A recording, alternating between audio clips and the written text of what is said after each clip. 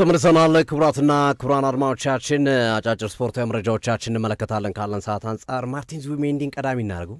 ዙቢሜንዲ ሁለት ክለቦችን አጣልቷል። በክረምቱ የዝውውር መስኮት ወደ አርሰናል በ51 ሚሊዮን ፓውንድ ነው የመጣው። ይህ ተጫዋች ከሪያል ሶሲዳድ እንደመጣ ይታወቃል። የልጅነት ክለቡ አንቲጓኮ ይባላል። ሚኬል አርቴታም ተጫውቶበታል፣ ጃቢ አሎንሶም ተጫውቶበታል። እዚህ ክለብ ውስጥ በታዳጊነት ነው ወደ 8 ዓመታት የኖረበት ነው። እና አንቲጓኮ ወደ ሪያል ሶሲዳድ ዙቢሜንዲን ሲሸጠው ከሪያል ሶሲዳድ ወደ ሌላ ክለብ ሲሸጥ 5% ድርሻ እንዳላቸው ተዋውሏል። እና ገንዘቡ አልተከፈለን ነው 1 ሚሊዮን ፓውንድ ሊደርሰን ይገባ ነበር ከዝውውሩ ላይ። እና በተደጋጋሚ ጠይቀናል፣ በደብዳቤ ጠይቀናል፣ በተለያዩ መንገዶች ጠይቀናል፣ መልስ የለም። እና አሁን ወደ ፍርድ ቤት ወስደናል ጉዳዩን ብሏል። አንቲጓኮ እግር ኳስ ክለብ ጉዳዩን ወደ ፍርድ ቤት ወስዶታል። 1 ሚሊዮን ፓውንድን ይሰጠኝ ከነካሳይ ብሎ ፍርድ ቤት ወስዷልና ውል አለው። በውሉ መሰረት ነው የጠየቀው። ሪያል ሶሲዳዶች እንግዲህ ውሉን ረስተውት ይሆን ይጠፋል ብሎ አስበው ይሆን አላቅም። እንደ አይነት ሰጣ ገባ ውስጥ የገቡት ዙሮ ሁለቱ ክለቦች ከባድ ሰጣ ገባ ውስጥ ገብተዋል በማርቲን ዙቢሜንዲ ጉዳይ የሚለው መረጃ ዛሬ በስፋት እየተነሳ ያለ ጉዳይ ነው። የኢትዮጵያ እግር ኳስ ፌዴሬሽን ትናንት 17ኛ መደበኛ ጠቅላላ ጉባኤውን አከናውኗል።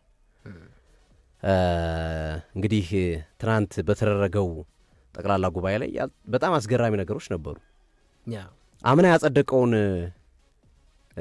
ህግና ደንብ የማያቅ የጠቅላላ ጉባኤ አባል ተመልክተናል። ትናንት በነበረው ጠቅላላ ጉባኤ ላይ አጨብጭቦ አምና ያጸደቀውን ህግና ደንብ ዘንድሮ ከየት ነው የመጣው ህግ ብሎ የጠየቁ የጠቅላላ ጉባኤ አባላቶች ነበሩና ይሄ አነጋጋሪ ነበር። መጀመሪያ ነው መጥኖ መደቆስ ይባላል አይደል? መጀመሪያ አስተካክለ መሄድ መጠየቅ መጀመሪያ ካለቀ በኋላ ይሄኛው ወደ መተዳደሪያ ደንቡ ለማስገባት በሚታሰብበት ጊዜ የተነሳ ሐሳብ ነው እንጂ አምና ኦልሬዲ በአብላጫ ድምጽ የጸደቀው ነው እናያለን። ትናንት በነበረው ጠቅላላ ጉባኤ ላይ አንድ መልካም ዜና ተነስቷል። የኢትዮጵያ እግር ኳስ ማትረፍ ጀምሯል አይደል? 59 ሚሊዮን ብር የኢትዮጵያ እግር ኳስ ፌዴሬሽን ትርፍ አለኝ አለ። ከውጭ ገቢ ከውጭ ቀሪ 59 ሚሊዮን ብር አለኝ ብሏል። እንግዲህ በትናንትናው ጠቅላላ ጉባኤ ላይ በተለይ ከተመቼ ነገሮች መካከል የኋላውን ካላመሰገን ከፊቱ የሉም። ከ31 ዓመታት በኋላ አፍሪካ ዋንጫን እንዲሳካ ምክንያት የሆኑት የቀድሞ የሥራ አስፈጻሚ አባላቶችና ፕሬዝዳንትና ምክትል ፕሬዝዳንት አቶ ሳሉ ገብረወልድና አቶ ተካስፋውን የኢትዮጵያ እግር ኳስ ፌዴሬሽን ጋብዞ ንግግር እንዲያደርጉ ሐሳብ እንዲሰጡ ያደረጉት ነገር የሚያበረታታ ነው። እንደ መልካም ጅምር የሚታይ ሆኖ እንመለከተዋለን። እና ትናንት አቶ ኢሳያስ ጅራ አንድ ሐሳብ አንስቶ ነበር። ለስቴዲየም ወጪ ኦልሞስት ከ90 እስከ 120 ሚሊዮን ብር አካባቢ አውጥተናል ስቴዲየም ስለሌለ ሀገራችን እና ይሄን ያህል ገንዘብ አውጥተናል ብሎ ተናግረው ነበር። እና ስቴዲየሞችን ይገነባሉ በሚል ዜና ላይ ሲሰራ ይቻላል አይደለም፣ እንደዛ አይደለም፣ መለማመጃ ነው ያሉት። ቢያንስ 10 የመለማመጃ ሜዳዎችን መገንባት ይችል ነበር ይሄ 190 ሚሊዮን ብር የሚል ሐሳብ ነው የተንጸባረቀውና ትንሽ የማምታታት ነገር የተመለከትኩበት ነገር ስላለ ነው። እና ይሄ ተስፋ የሚሰጡ ነገሮች ነበሩ በትናንትናው መደበኛ ጠቅላላ ጉባኤ ላይ ስፔሻሊ የመከባበሩ ነገር የነበሩ ግጭቶችን በፍቅር የፈቱበት መንገድ ለምሳሌ ያው የሚነሱ ነገር ነበሩ አይደል? አቶ ኢሳያስና ዶክተር አሸብር ጋር በተያያዘ ይብን ጠቅላላ ጉባኤ ላይ ተገኝተው ዶክተር አሸብር የተናገሩበት ሂደት ተመልክተናል። ያው እግር ኳስ ስፖርቱ በተሻለ አቅም የተራራቁ ሐሳቦችን አንድ ላይ ማስታረቅ ከቻን ብዙ መልካም ነገሮች ማምጣት እንችላለን ከሚል ሐሳብ ይመስለኛልና ይሄም እንደ መልካም ጅምር ሊታይ ይችላል። ከሁሉ ግን በጣም የገረመኝ አንድ መረጃ ዛሬ የኢትዮጵያ ከ17 ዓመት በታች ቡድን አሰልጣኝ ሆነው የተሾሙት አሜሪካዊ አሰልጣኝ ቤንጃሚን ዚመር ይባላሉ። ቤንጃሚን ዚመር እና ለካ በነፃ ነው የሚያገለግሉት አሉት። ይሄን ታውቅ ነበር? በነፃ ነው የሚያገለግሉት። ከአሜሪካ መጥተው በነፃ ነው የሚያገለግሉት እና ፕሮፋይላቸውን አጣራው የኛን ሰው ማንንም ሰው ገብቶ ማየት ይችላል ኢንተርኔት ላይ። ቤንጃሚን ዚመር ይባላሉ። እና እኚህ ሰው የሳክራሜንቶ ከ19 ዓመት በታች ቡድን በአብዛኛው የሰሩት ታዳጊዎች ላይ ነው። በአብዛኛው ኦልሞስት 100 ማለት በሚቻል መንገድ እና ሁጎ ፔሬዝ 2016 ጀምሮ ከ18 ዓመት በታች ቡድን ይዘው ሲያሰለጥኑ በዲቨሎፕመንት ዌስት ኮሪና በሚባል ቦታ ላይ እኛ አሰልጣኝ አብራቸው ይሰሩ ነበርና ክርስቲያን ፖልሲችን ለዓለም እንዲታይ ካረጉ አሰልጣኞች መካከል ቤንጃሚን ዚመር አንዱ ናቸውና ትልቅ ኤክስፒሪያንስ ነው ለኢትዮጵያ እግር ኳስ የመጣው። በጣም ትልቅ ኤክስፒሪያንስ ነው። ምን ያህል እንጠቀምበታለን አብረን የምንመለከተው ቢሆንም ትልቅ ኤክስፒሪያንስ ወደ ኢትዮጵያ እግር ኳስ የመጣበት ሂደት በዛ ላይ በነጻ ስንል ነበር አይደል? በተለይ ቴክኒካል ዳይሬክተር ቦታ ታዳጊዎች ላይ ምናምን የውቀት ሽግግር እንፈልጋለን፣ ልምድ ያላቸው ሰዎች መምጣት አለባቸው የሚል ሂደት ስንናገር ነበርና በነጻ አገልግሎት እንዲህ አይነት ፕሮፋይል ያላቸውን ገብቶ ማየት ይችላሉ። እንዲሁም ወንድማማቾች ናቸው ማርቆስ ክርስቲያን የተባሉ ወደ 3 ወደ 4 ናቸው እዚህ መርጋር በአሜሪካ እግር ኳስ የሚታወቁት ብራዘርስ አካዳሚ በሚል ነው። ይሄ ወንድማማቾች በሙሉ አካዳሚ ላይ ነው የሚሰሩት 4 ናቸው። እና ቤንጃሚን ዚመርን ማግኘታችን ለያውም በነጻ አገልግሎት ለኛ ኢትዮጵያውያን በጣም ጥሩ እድል ነው። የ17 ዓመት በታችሁን ይዞ ለሴካፋ ይሄዳሉ። እርሳቸው መጥቶ ካዩ በኋላ ኢትዮጵያ ውስጥ ታለንት አለ፣ እኔ ይህን ታለንት ማሳደግ እችላለሁ ብለው እና በዚህ ታለንት ላይ በመጓጓት በፍላጎት ጭምር እንደገቡበት ተነግሯል። እንግዲህ ውጤት ያመጣሉ ተብሎ ይጠበቃል። በነገራችን ላይ ከወጣት ልማት ጋር በተያያዘ የኢትዮጵያ እግር ኳስ ላይ ሲዳማና አዲስ አበባ ብቻ ናቸው እየሰሩ ያሉት።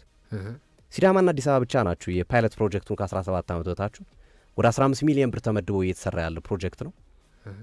ሌሎቹ ለምንድን ነው የማይሰሩት የሚል ጥያቄ እየተነሳ ነው።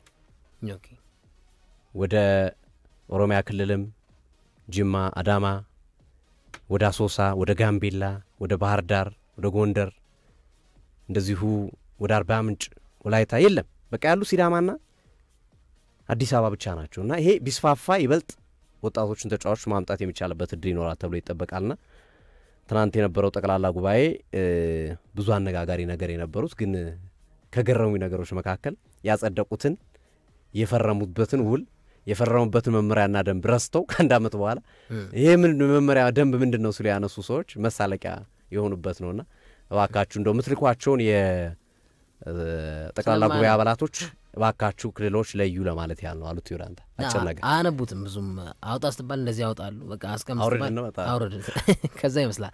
አንድ የተወሰነ ነገር ማነሳው አቶ ሳሉ ገብረወልድ ያነሱት ነገር ቀልቤን ስቦታል። ከሁሉም ነገር በላይ ምን አሉ? የኢትዮጵያ እግር ኳስ ፌዴሬሽን አሁን ለቀድሞ ተጫዋቾችና አሰልጣኞች አሁንም እያሰለጥኑ ላሉ ከሞሮኮ ኖ ከካፍ ጋር በመተባበር ስልጠና መድረክ አዘጋጅቷል አይደል? እነ ዳዊት ስቴፋኖስ፣ እነ ምንያህል፣ እነ ካሳይ አራጌ፣ እነ ሳላዲን ሰይድ፣ እነ መሱድ አሁንም እነ በረከት ደሙን እና እነዚህን ስልጠና ሰተን ግን ወዴት አሰማራ ናቸው? የትኞቹ ሰዎች በምን ሰዓት እያሰለጠኑ ነው? አሁን ለምን አንቀላቀላቸውም? እንደዚህ አይነት ፕላትፎርም ለምን አናስቀምጥም? ያሉት ነገር ትክክለኛ ነገር ዩዝለስ ነው የሚሆንበት። አሁን ቫሊዲቲ አይኖረውም። አስተማርክ አመጣህ አሁን በየቤታቸው ቁጭ የሚሉ ከሆነ ምንም ጥቅም የለውም ማለት ነው። እና አቶ ሳሉ ገብረወልድ ሐሳብ ደግፌ ማወራው ነው። ሌላው የኢትዮጵያ እግር ኳስ ፌዴሬሽን የፋይናንስ ግዢ አቶ ነብዩ ደምስ በቀረበው መሰረት አመታዊ ገቢና ወጪን ተናግረዋል። አጠቃላይ ወጪው 356 ሚሊዮን 240,896 ብር ከ86 ሳንቲም አጠቃላይ ወጪ ደግሞ የቅድሙ ገቢ ነው። አጠቃላይ ወጪ ደግሞ 296 ሚሊዮን 401,320 ብር ከ61 ሳንቲም አጠቃላይ ገቢ 356 ሚሊዮን 240,896 ብር ከ86 ሳንቲም ነው። የገቢና የውጪ ንጽጽር ስትመለከት 2016 ላይ 27 ሚሊዮን 333,000 ከ103 ብር ከ52 ሳንቲም ነበር። 2017 ላይ 59 ሚሊዮን 839,576 ብር ከ25 ሳንቲም።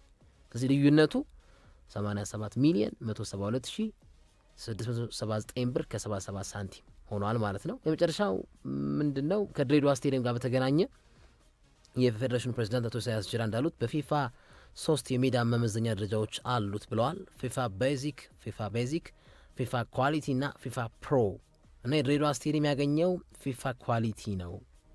ስለዚህ ለድሬዳዋ ስቴዲየም የተሰጠው ለመጫወቻ ሜዳ ነው። ከሜዳ ማሻገር ያሉትን ስራዎች ከዚህ በኋላ ተባብረን እንሰራለን በማለት ተናግረዋል።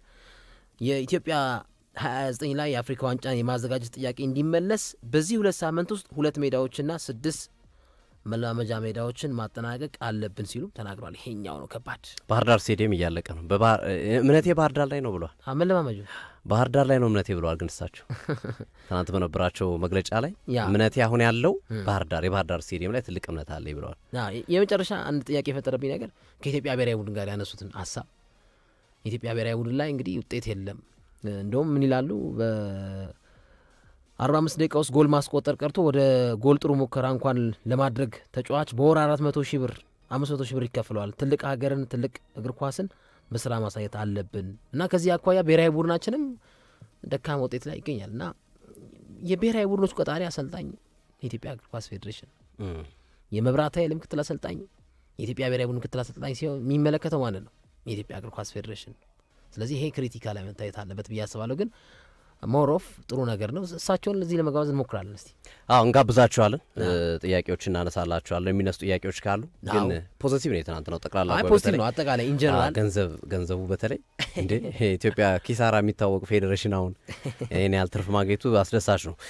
ተጨማሪ መረጃዎች ላሚን ያማል ቀዶ ጥገና ይደረግ ክርክር ላይ ናቸው ባርሴሎናዎች። ላሚን ያማል የዚህ አካባቢ ወደ መቀመጫው አካባቢ ዳሌ ነው የሚባለው የሱ ጉዳት ነው ያለበት በቀዶ ጥገና ነው መስተካከል ያለበት የሚሉ አቋም ያዟሉ። አይየለም እንዲሁ ሞክረው ይያሉ ነው ለአንዱ አቋም መቀነስ እንደ ምክንያት ነው እየተጠቀሰ ይገኛል። እሱ ጉዳይ አከራካሪ ሆኗል በባርሴሎና። ኤሲ ሚላን ጆሹዋ ዚርክዜን ከማንቸስተር ዩናይትድ ለመውሰድ እየተነጋገረ ነው የሚገኘው። ቀያዮች ሰይጣኖችም ፍቃድ እንደሰጡ እየተነገረ ነው። በ2026 የዓለም ዋንጫ ለመሳተፍ እባካችሁ እድል አገኝ ብሎ ዚርክዜ መለመኑንና ሩበን አሞሪምን አረንጓዴ መብራት ማሳየታቸውን መረጃ ምንጮች እየጠቀሱ ነው። አድማጮቻችን አብራችሁን ስለነበራችሁ ከልብ እናመሰግናለን። አጋሮቻችን እናት ባንክና እንደዚሁም ደግሞ ቻፓ ይመቻችሁ ያላችሁ ነው። መልእክታቸው ይቀጥላል። ነገ 11 ሰዓት ላይ እንገናኝ። በፀሐይ ወገግታ የተጀመረ ቀን በጥንቃቄ